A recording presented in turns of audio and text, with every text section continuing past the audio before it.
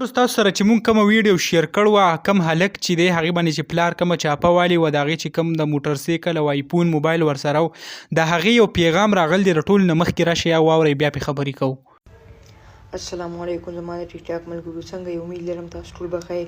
ملګرو که تاسو هغه ویډیو کتلې کوم زما ویډیو چې نو هغه زما پلار نه و، زما ماما و او زما ماما خو خلکو د ښې دپاره سوچ کوي، زما د ښې دپاره یې سوچ کړی دی.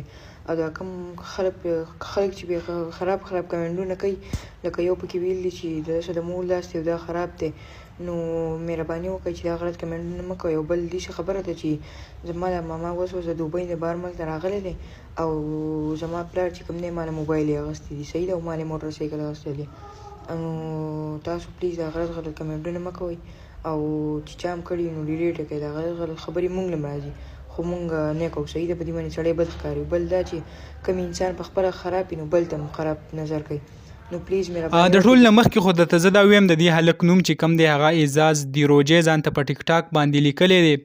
دې دا واضحه کړه چې کوم په ما کومه ویډیو چې کړی شوې وه وایي هغه زما پلار نه و، ماما و.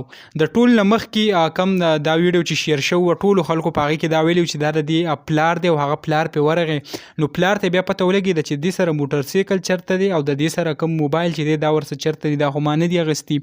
بیا د دې هلک ویډیو راله تاسو هم کته، په هغې کې دې مکمل تفصیل سره خبره کړله چې دا زما ماما دی او زما ماما هغوی په سعودي عرب کې و، مسافر و. هغه د دې نه نه خبر چې دې سره څه قسمه موبایل دی یا موټرسایکل دی، خو وایي چې هغه کله راغی وایي زما کوم موټرسایکل دا یې ولیدو نو ما ته یې داسې قسمه خبرې شروع کړې. ماما چې کوم دی هغه ورته وایي چې آیا زما دونه زه دیاړي کوم په سعودي عرب کې، زما سره دونه پیسې نشته چې زه موبایل واخلم، زما سره دونه پیسې نشته چې زه پرې گاډی والم. ما وایي خپله ځمکه خرڅه کړه او وایي ما پرې ځان له ګاډی واخیستو. نو وایي ستا سره دونه پیسې څنګه راځي چې هغه تا پرې موټرسایکل واخیستو.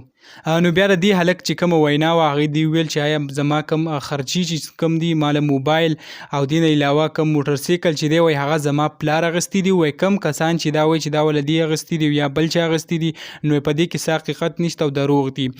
خو موږ دا یو ریکویسټ ټولو ته کوو چې نن سبا چې کومې قیسې روانې دي موږ د هغې ذکر هم کړی دی چې نن سبا د هلکانو کوم کارونه شو دي نه علاوه کومې خرچیګانې چې خلک کوي هغه ستاسو ټول وړاندې دي، یعنې د چا نه څه پټ پناه نه دي، هغه په دې معاشره کې ډېرې زیاتې هغه عامې دي.